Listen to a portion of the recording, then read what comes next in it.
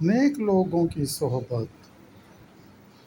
قرآن مجید کی پہلی سورہ سورہ فاتحہ میں اللہ تعالیٰ نے انعمت علیہم کہہ کر واضح کر دیا کہ جب بھی دعا مانگی جائے تو نیک لوگوں کا ساتھ مانگا جائے۔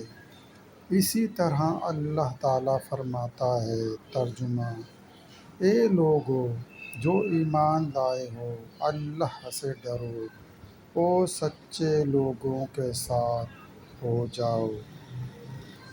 سورہ توبہ۔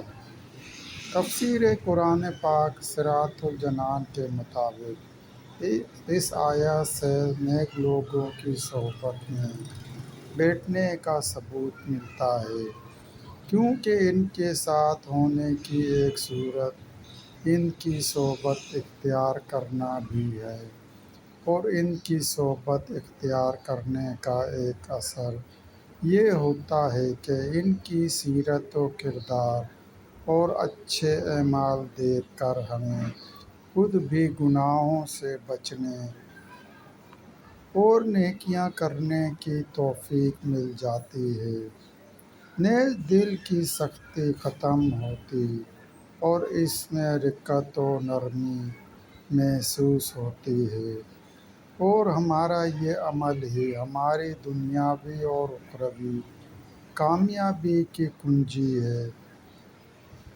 اس ضمن میں رسول صلی اللہ علیہ وآلہ وسلم نے ارشاد فرمایا کہ آدمی اپنے دوست کے دین پر ہوتا ہے تو اسے دیکھنا چاہیے کہ وہ کس سے دوستی کر رہا ہے۔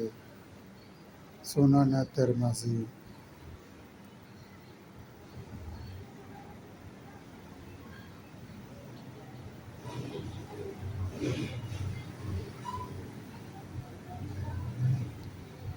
ایک انگریزی مقولہ ہے، "A man is knowledge by the company he keeps"، یعنی اگر کسی شخص کی خصلت، فطرت، عادات اور سرشت کو جانتا ہو تو اس کا سب سے آسان حل یہ ہے کہ یہ دیکھا جائے کہ اس کا دوست کون ہے۔ کن ہم جنس باہم جنس پرواز، کبوتر با کبوتر باز با آدمی اپنے جیسے ہی کے ساتھ رہنا پسند کرتا ہے، جیسا کہ کبوتر کبوتر کے ساتھ رہتا ہے اور باز باز کے ساتھ۔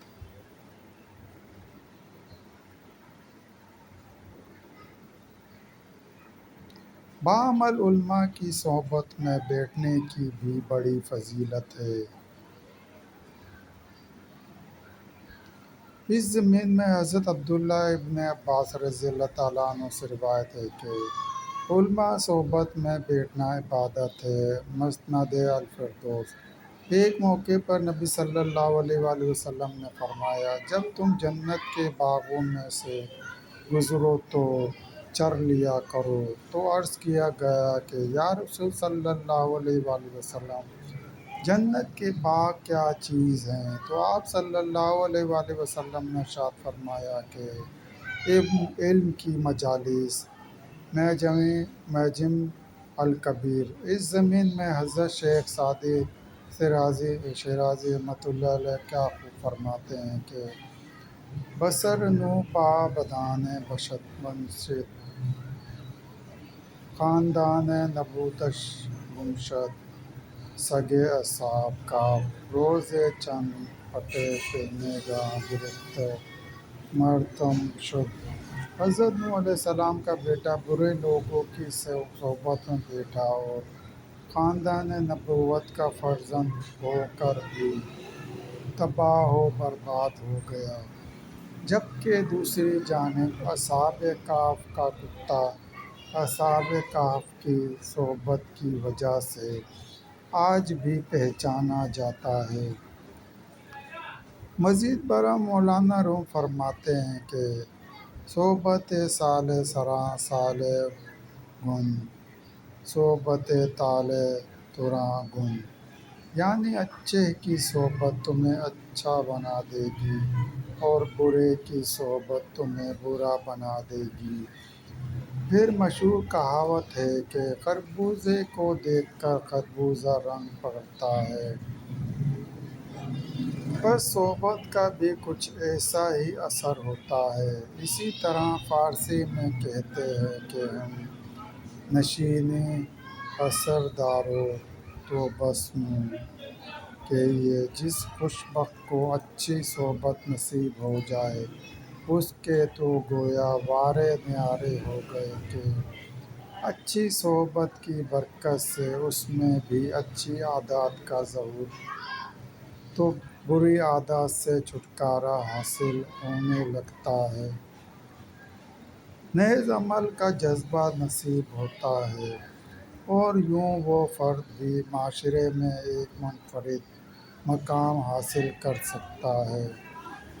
جبکہ بدقسمتی سے اگر کسی کو بری صحبت مل جائے تو بس سمجھیں کہ اس کی ہلاکت کے دن شروع ہو گئے۔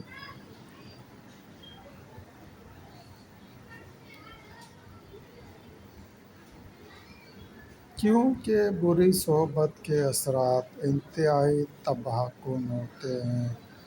کسی نیک سیرت سادہ لوح انسان کو محض بری صحبت بلندی سے پستی کی گھاٹی میں گرا دیتی ہے۔ اللہ تعالیٰ نے ہمیں اپنے ان ذاکرین و شاکرین بندوں کی صحبت و معیت اختیار کرنے کا حکم دیا ہے جو صبح و شام اس کی یاد میں مگن رہتے ہیں۔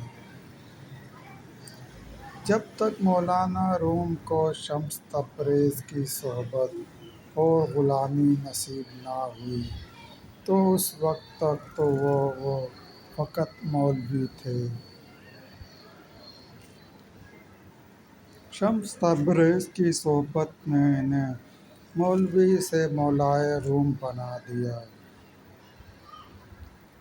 یہ رسول صلی اللہ علیہ وآلہ وسلم کی صحبت ہی کا تو اثر تھا کہ جس نے عرب کے صحرا نشینوں کو صحابہ رضی اللہ تعالیٰ عنہ کا مرتبہ دے دیا۔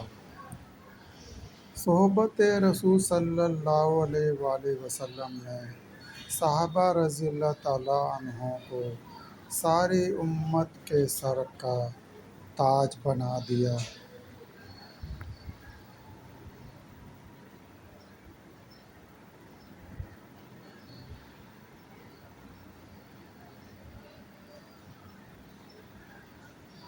الغرض اللہ تعالیٰ کے قرب کی بدولت صالحین و اولیاء کی صحبت و معیت سے ملتی ہے، اور مشیت و محبت الہی کا سودا صوفیہ کے بازار ہی میں ملتا ہے۔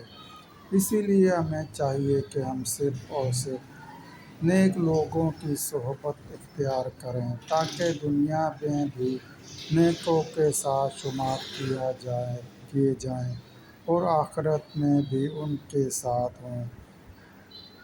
مزید معلومات کے لیے چینل کو سبسکرائب کریں اور گھنٹی کے نشان کو لازمی پریس کریں۔ لائک کریں، شیئر کریں۔ دوستو، ویڈیو دیکھنے کا شکریہ۔